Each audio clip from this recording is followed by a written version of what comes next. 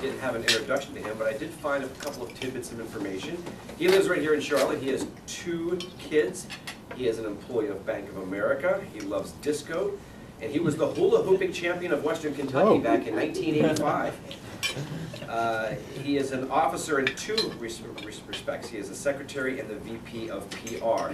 Here to give his 10th speech in competent communication, which is an 8 to 10 minute speech versus the 5 to 7, so we'll keep our eye on that. Yep. And a speech that is entitled A Mountain of Debt. Mr. Brent.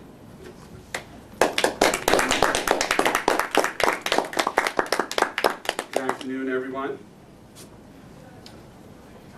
Emerson, in his 1841 essay, Compensation, wrote, in the order of nature, we cannot render benefits to those from whom we receive them, or only sell them. But the benefit we receive must be rendered again, line for line, deed for deed, cent for cent, to somebody. So when you hear that from Emerson, and clearly Emerson, one of the greatest writers of our country's history, it's very elegant, but that thought has come to be known differently in more recent times and summarized as pay it forward. That oftentimes when someone offers you a gift, it's difficult in turn to find that opportunity to pay it back to them specifically. But in order to keep that altruistic way going, to pay it forward to somebody else when the opportunity arises is something that's very important. And we've seen that for a long time. In fact, when I was researching this speech, I saw that there was a Greek play from 317 BC, and apparently it was an award-winning play. Now, I'm not sure exactly what awards they were giving out at the time, Oscars, Emmys, who knows, but it was award-winning, and it had a similar theme of paying it forward. And we've seen that theme come forward. Woody Hayes, the great Ohio State University football coach, used to talk to his players about paying it forward. And he would interpret that Emerson quote a little bit. It was kind of Yogi Berra-esque in the way he would use it, but nonetheless his heart was in the right place. So when I think about that, and I think about the Pay It Forward movie with Kevin Spacey and Helen Hunt and the little boy, and really things have come a long way. In that movie, for every one good deed that you received, you had to pay 3 deeds forward. So really stepping it up here in modern times. When I think about that, though, I think about my family, and I think about the rich history of my family in paying things forward that has allowed me to be where I am today, as a member of this club, as a member of this community, as a member of this country, a citizen of this country. So my thoughts really circle around my family, and as many of you know from some of my earlier speeches, my parents are both from Ireland. My mother grew up in the west of Ireland in a traditional thatched cottage, so very humble beginnings, but a lot of love in that family.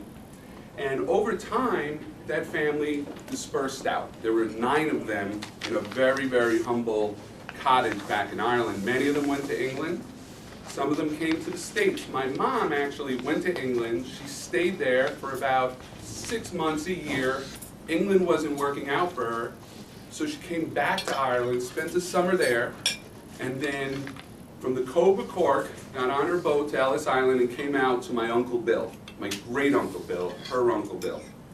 Now, Bill had been sponsored by a friend of the family in the local village decades earlier to come out to the States. So here he was now extending that same offer to my mother, because at the time, immigrants needed to be sponsored.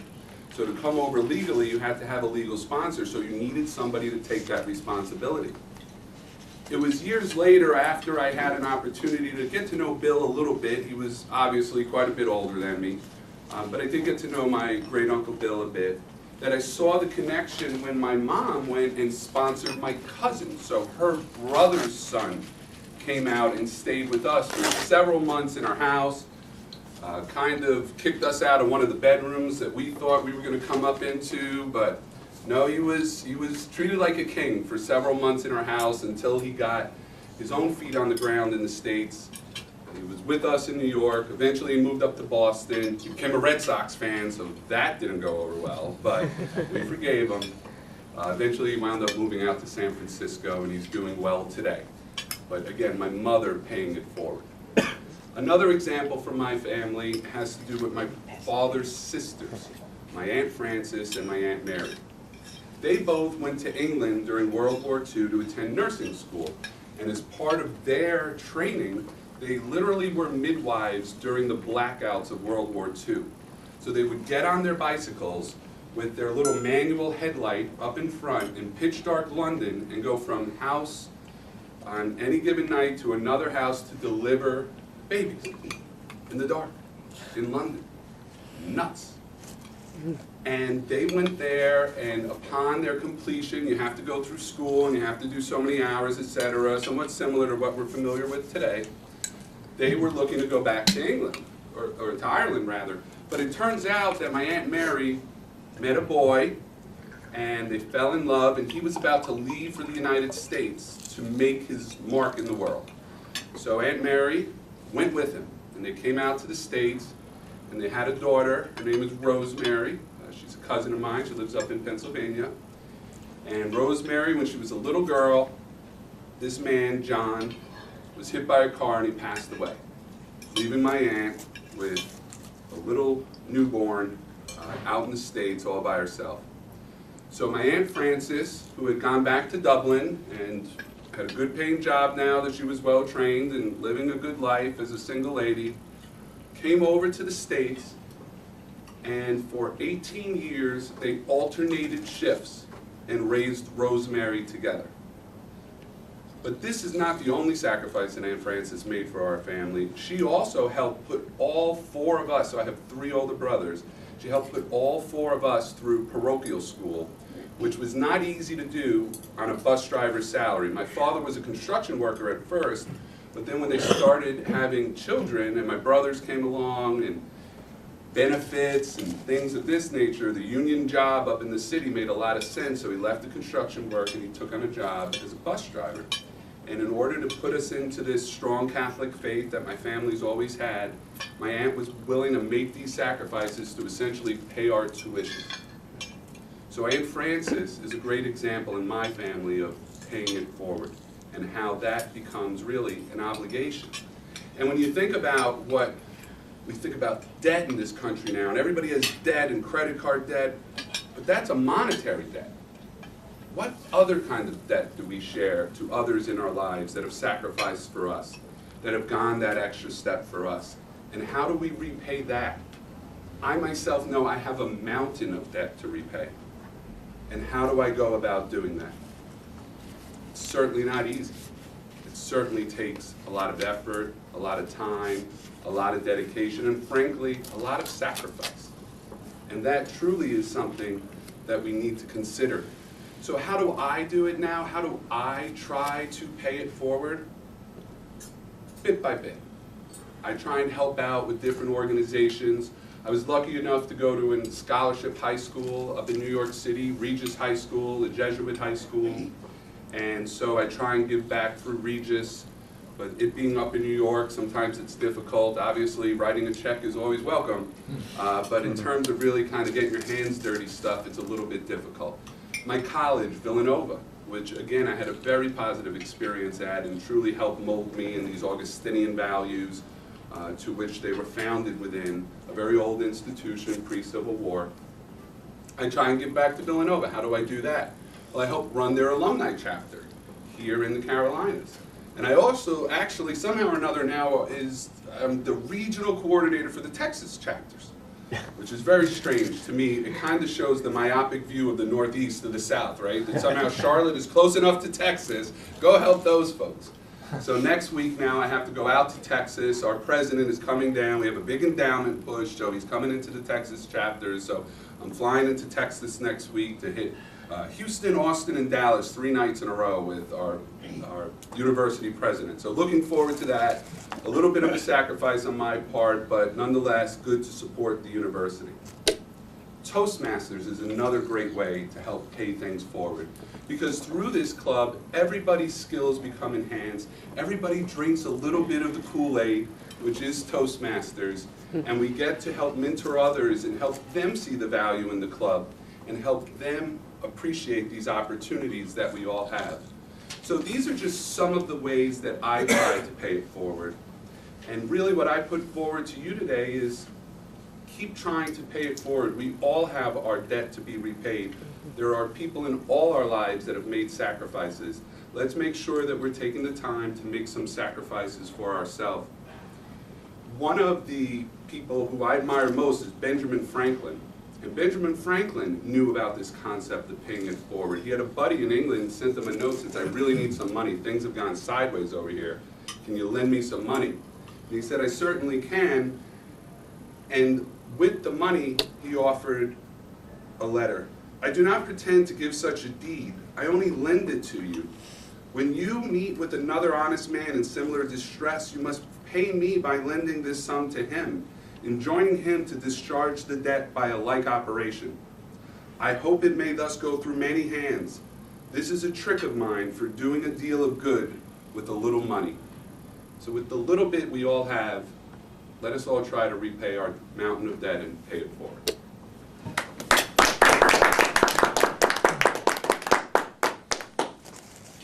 I think most of us will admit that when you first think of debt, the dollar sign comes into your mind. You think from the financial component of debt.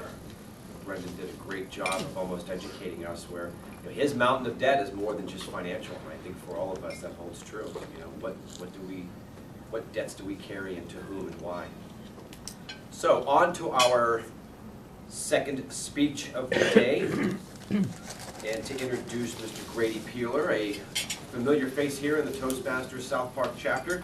Grady is a long-standing Toastmaster and a CPA with over 15 years of experience in the public accounting industry.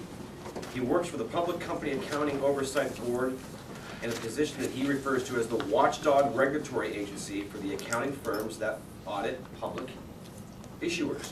And here to give, I believe, his third speech in the manual From Speaking to Inform. And entitled, this is a demonstration talk of 5 to 7 minutes, entitled Grip It and Rip It. Grip It and Rip It, Mr. Grady Peeler.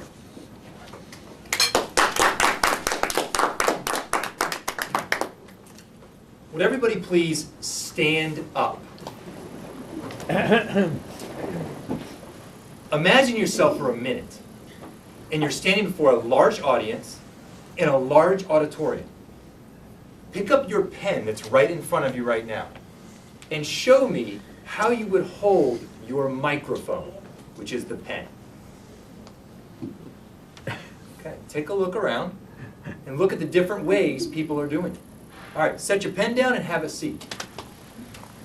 All of us are here to give speeches. And in this small environment, we don't need amplification.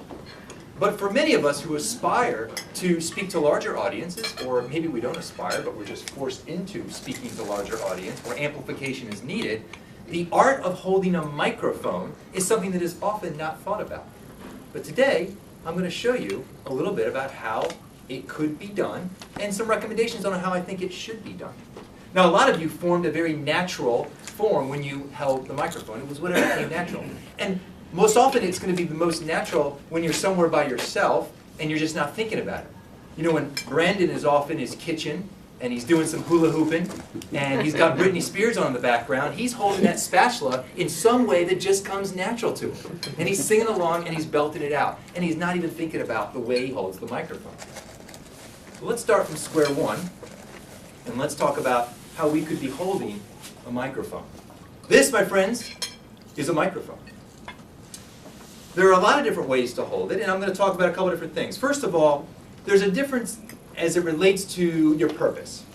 There's musicians, for instance. Musicians have different ways of holding the microphone. One could be what I call the rapper grip. All right, you've seen this before. It's usually kind of 2 hands on the top, something underneath, held real close to the mouth. Some of you that are around my generation might remember that group Crisscross. Crisscross had this song where the Mac Dad'll make you jump, jump, the Mac will make you jump. And so this thing became the instrument for telling everybody in the audience what to do.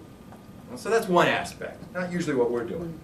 Another thing that musicians use it for is the opera. And the opera is a very different purpose, because in the opera the purpose is perfect crystal clarity of the vocal cords.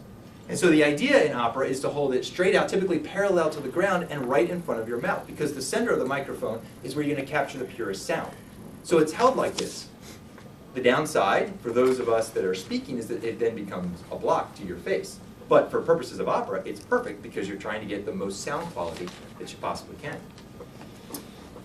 We're not here to sing, though. We're here to speak. A couple of things, two main things that I would encourage you to think about when you are using a microphone. Number one, location. Location matters. You could have the microphone up here in front of you, kind of like opera, but it ends up kind of blocking your face. You could have it way down here, and I actually saw a couple of you holding a microphone right down here. But in that case, often you're not going to get much amplification. It almost defeats the purpose of holding the microphone unless it's a really strong microphone that's picking you up. The ideal place for a microphone is just above your, just below your chin, approximately 2 inches away from your mouth. So if it's right about here, not up here where it's blocking your face, but right down here, this is the ideal location for a microphone. See, again, if it's up here, it's the same principle as when you're behind the podium. There's an obstacle between you and the audience. But when it's down in front, then you don't have that obstacle. So location matters. Next, and second item, is the grip. The grip. And we've seen a lot of different grips. I didn't see this one here today, but there's one grip that I call the death grip, where somebody grabs it all on and just is holding on for dear life. That, of course, is a very close cousin to the double death grip, and you've got 2 hands on it. And for obvious reasons, that's not the best way to hold a microphone. It makes you feel like you are holding on, like you're nervous. It makes the audience feel like you're nervous. And it's not a natural form to have both arms up here. So I discourage the death grip, or the double death grip. Another common way to hold the microphone is what I call the end grip. And the end grip is where you take it and hold it at the very bottom of the microphone. Now, there's a lack of control of the microphone when it's at the very bottom. In engineering terms, you have the fulcrum, the bottom part, that pivots. And when you pivot a little at the fulcrum, it pivots a lot more at the top part. For instance, when Brian was giving a speech a long time ago, if he were holding a microphone, there were times he would ask a question like, seriously? Well, where's the microphone when I naturally, instinctively do this? It's over here away from my mouth. So slight movements in the hand could lead to the microphone being too far away. Another grip I often see is the fingertip grip, often held like this. This is typically somebody who is a bit more formal, and they're holding it as if it's unsanitary. And it looks a little bit awkward. To me, it appears, as I'm sitting from an audience perspective, as if I have an extra appendage. There's my arm, and then there's this extra appendage sticking out. And it just feels a little awkward. Nothing wrong with it, but I encourage you to go a little different. Here's what I recommend. I call it the comfort grip. And it's comfort because it's going to be slightly variant depending on the person holding it. But ideally, you start with your hand here, and you take, on the bottom part, right here where the finger meets the palm, is where it starts on the bottom. At the top part, you do it on a big knuckle, so it lays right there. The fingers then come right across like this, and the thumb is there to brace it. Notice there's no palm touching the microphone. This, by the way, is a typical sports type of grip. In golf, in baseball, in tennis, you don't implement your palm when you're holding any of those rackets or clubs. And just like that with a microphone. You have the best control. It looks natural. It doesn't look like an extra appendage. It's part of my hand. And then it can be positioned right below my mouth and then used to control when I'm speaking. And I can direct it in, out, make myself louder, softer. Perfect control, natural, and comfortable. The comfort grip. So as aspiring speakers that are looking to have not just eloquent voices and eloquent material, but eloquent use of the instrument to project your voice, I encourage all of us to think about the grip that we're using. And when it comes to giving a speech, make sure you grip it, then you rip it.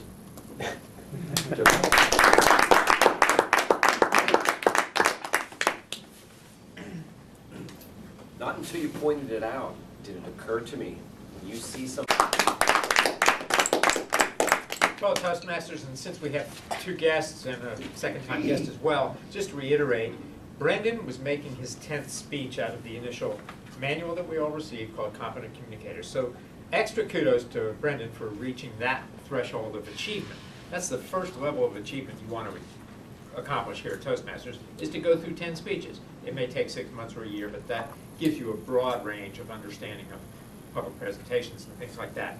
You probably noticed Brendan did some very good things that I want to point out to everybody, and especially to Brendan. What I liked in particular was the theme. The purpose of the speech was to inspire the audience. And in order to do that, it gives recommendations, one of which was using stories and anecdotes and things like that to convey his message. So he had a clear theme. He opened with a quote that was part of the theme. He closed with the theme concept as well. So he wrapped it up all together with a nice bow tie, if you will. And that's critical to his speech. He also used body language very well. We have a limited area to work with up here. And speakers that are comfortable and confident typically tend to move around a little bit and use their body language to express not only what they're trying to achieve, but comfort with what they're doing. And I think for the newer members, that's something that, and people that are likely to join, that's something you want to pay attention to. He was comfortable, even in a kind of a tight situation. One time he did turn the back to the audience. You probably know that. You're smiling, so you recognize that. That's one thing we want to avoid, is turning your back to the audience. But again, we're in a tight place up here. When he was talking about his family history, I found that to be very vivid. And I found that to be very helpful. Even though Brendan's been here for a while and has done an icebreaker speech in which you tell a little bit about your family background or whatever's important to you, business, family, current family, family of origin, whatever, dog, cat, it doesn't matter. I learned a lot of insight about Brendan that I did not know, and I thought that was helpful, especially because of the way you tied it in, using the Villanova example and your current practical. Brendan used practical examples of the pay it forward theme with his activity with Villanova and traveling the country. I thought that was extremely helpful. So the theme was great. Another thing about Brendan you'll all notice, I think, easily, his countenance is just positive. He smiles. He keeps the flow going. In terms of the body language, maybe one or two helpful adjustments. I found a lot of body language that was like this, that maybe was uncertain, but towards the middle, last third of the speech, you ended up here, which we do recommend if you're uncertain what to do with your hands. The fingertips is always a good rule of thumb. Rule of thumb, get little fingertips. Put them together and it'll prevent you from kind of flailing around. You did use an example of somebody alternating shifts, was it an aunt or somebody, but that was very helpful. The only other recommendation, at the beginning when you opened it, good morning everyone. You happen to be looking down. Good morning everybody. Would have been, addressing them by face would have been more appropriate. Mr. Evaluator.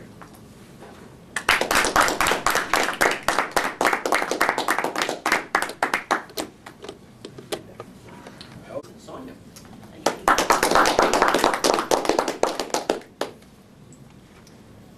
Toastmasters and welcome guest. Today, Grady delivered a speech from an advanced manual, Informative Speaking. And one form of informative speaking is a demonstration speech. Now, the purpose of a demonstration speech is to inform the audience of either a product, a process, or an activity. And Grady's speech with the microphone was actually an object, which we could say a product, and a process. How do you do it? So a couple things based on the manual's objectives that Grady was needing to conform to was, did he use notes? Absolutely not. Grady knew his topic well enough that he didn't have to use notes, and he could engage us with eye contact and with activity. And that's the second thing that Grady did exceptionally well. What did he do? He got us to all stand up and use your pen to pretend it was your microphone. So immediately, by engaging us in an activity like that, we were engaged. So the second question is, was the demonstration speech relevant to the audience? Absolutely. If we're inspiring and aspiring speakers, at one point in time, we're all going to need to know how to use a microphone. Now, often, and especially with large audiences, we use a lavalier. So that might have been something you may have wanted to include, because there are, at large conferences, you often don't use a microphone, you often use that with a lavalier. And I've had comrades or colleagues who have mistakenly forgotten to turn off or on their microphone, and some embarrassing things have happened. We'll leave that for another occasion. The next part of the evaluation is about what were the points. Were they clearly explained? And yes, Grady did a great job of explaining the different types of microphones or the different ways to use them, how to use them in different instances, whether you are a singer or if you are a speaker, and how to do it. What kind of grip do you hold? Is it the depth grip or the more formal grip? So overall, it was very informative, which was meeting the objective. We all learned a lot. I did. There were things that I did not know about how to hold a microphone and the different types of ways and uses it had. Grady also asked for a couple of other tips. He wanted to incorporate humor. Absolutely. Based on the audience's reaction, he injected humor appropriately, and it went over very well. And he also asked if he was relaxed. Grady. Grady always, well, majority of the time, 99.9% of the time, comes prepared and delivers a well speech. Thank you.